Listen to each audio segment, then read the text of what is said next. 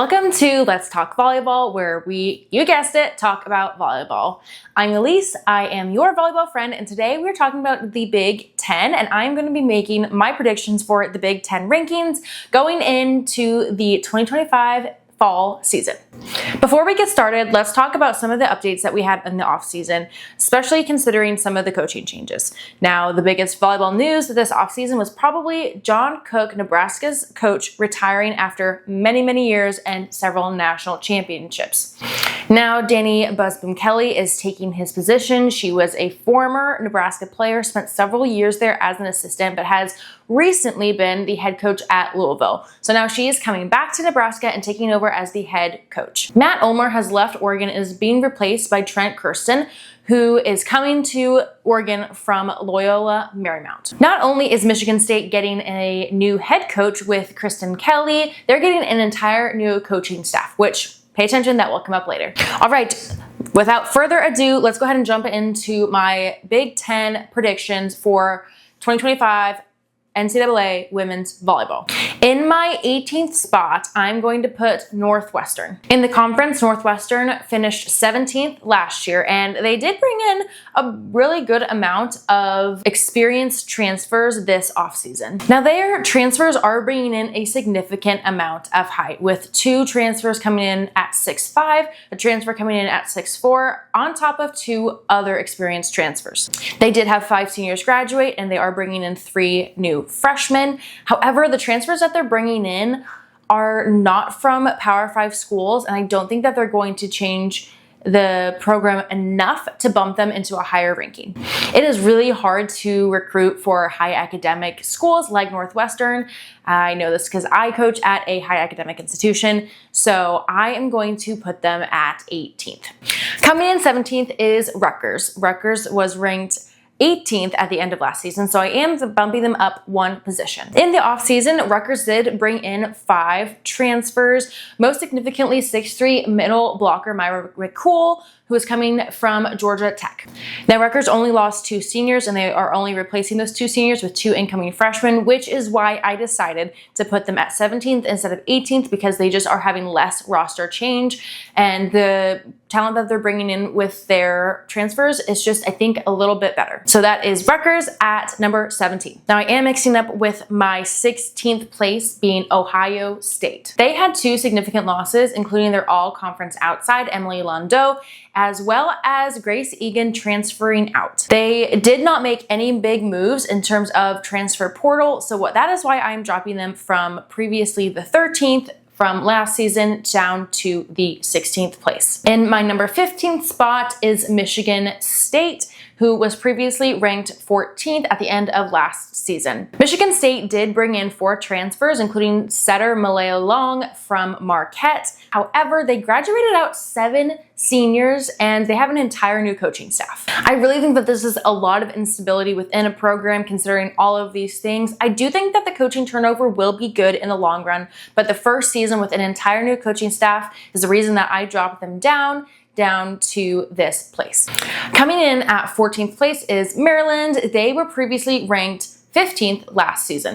In the offseason, they picked up 4 transfers, including transfer from Arkansas, transfer from Tennessee, and a transfer from Kentucky. They're also bringing in 3 incoming freshmen, but they did lose 8 seniors, which is why I'm not bumping them up even more, even though they had some pretty big time transfers. So Maryland is going to go at number 14. Coming in at number 13 is going to be Iowa. Iowa last season was ranked number 16th in the conference, so this is a little bit of a jump for Iowa. Iowa is bringing in 5 key transfers, including 2 international players. They have 4 incoming freshmen, while they lost 4 graduating seniors, so it's an even trade. However, they did have 1 key transfer with Natalie Moravec going out. So considering the transfers that they have coming in, that is why I bumped them up to number 13. Coming in at number 12 is Michigan. Now, Michigan ended the season last season ranked 11th in the Big Ten. They did lose 5 seniors. They're only bringing in 2 freshmen, and they have 2 pretty big transfers coming in. Even though they did lose a good amount of players, their roster is pretty much staying the same in terms of starters, which is why I kept them roughly the same, just bumped them down to 12th place. Coming in at number 11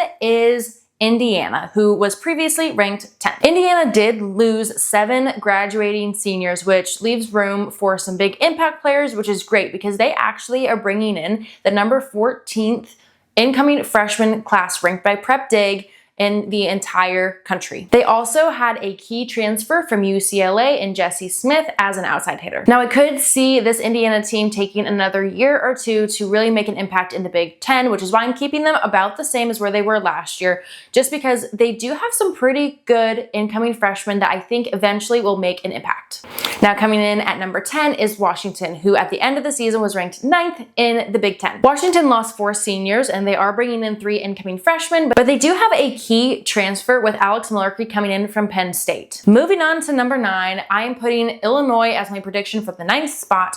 And Illinois last year was ranked 8th in the Big Ten by the end of the season. Illinois lost 5 graduating seniors, but they did have some key transfers coming in this offseason that are going to be playing for them this fall. Most notable is Auburn Tompkinson, who is an opposite, who is coming in from Texas, as well as libero Devin DeZinney coming in from Florida. Coming in at number 8 is USC, who ended the season ranked number 7th in the Big Ten. Now USC has 2 major losses, with Mia Tuaniga, their setter, All-American setter, graduating out, as well as Allie Battenhorst also graduating out. Now they did pick up a middle blocker transfer from Oregon in this offseason, and one of their freshman liberos is the number 1 libero recruit in the country, so I think that they're bringing in some good pieces. However, just because of some major roster losses, I am going to move them down a spot. Coming in at number 7 is Oregon. Last season, Oregon graduated out 4 seniors, and they do have a big incoming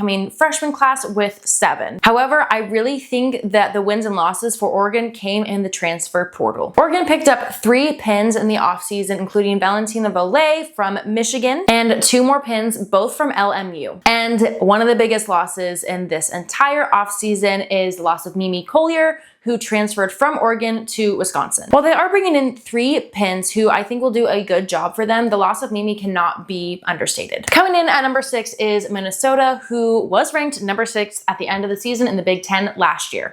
Now they graduated out 3 really impact players, including Melanie Schaffmaster, their setter. In the offseason, they did pick up a setter from Rutgers, Georgia Lee, as well as middle blocker Lourdes Myers from Purdue. They also have a really deep bench of setters. They have like 3 or 4 setters that are not incoming freshmen. So I think although Melanie is a big loss for them as they graduated her out, I think that they will be able to find a good setter who can continue running an efficient offense for Minnesota. Coming in at number 5 is Purdue. Purdue ended the season last season in 4th place in the Big Ten, and I dropped them down by 1. Now they have some pretty big transfer losses, including Eva Hudson and Chloe Chicoine, the dynamic duo outsides who have been playing for them for a couple years now.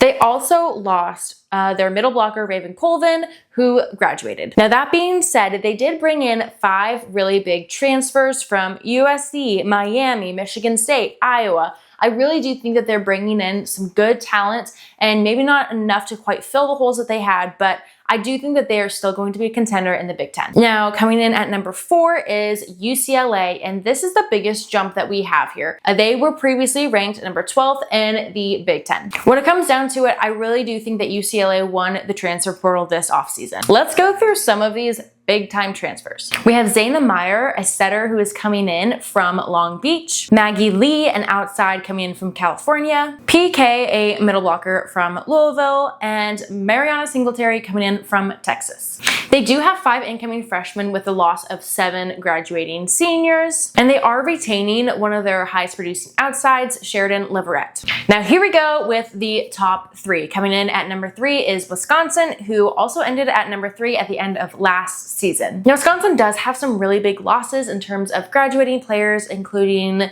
Sarah Franklin and Anna Schmreck. They do also have 5 incoming freshmen, and they are retaining their All-American setter, Charlie Furbringer. Wisconsin might have picked up the biggest transfer with Mimi Colyer coming in from Oregon. They also picked up Grace Egan from Ohio State and Grace Lopez coming in from Miami. They do have 2 other transfers coming in, including Allie Andrew from Baylor. I know that the loss of Sarah Franklin is going to be huge for Wisconsin. And Mimi to Sarah might not be a one-to-one exchange, but I do think that this offense still has so much going for it, especially having such a young, talented setter with Charlie. Now, moving on to number 2, we have Penn State, the reigning national champions. They also had a huge transfer win with getting Kennedy Martin in from Florida. I do think that they have some good depth coming in off the bench, but we cannot forget the loss of Jess Maruzic and Cameron Hanna. Now, this Penn State squad is always really gritty. They're really tough. They're very competitive. So I could see them taking the number 1 spot, but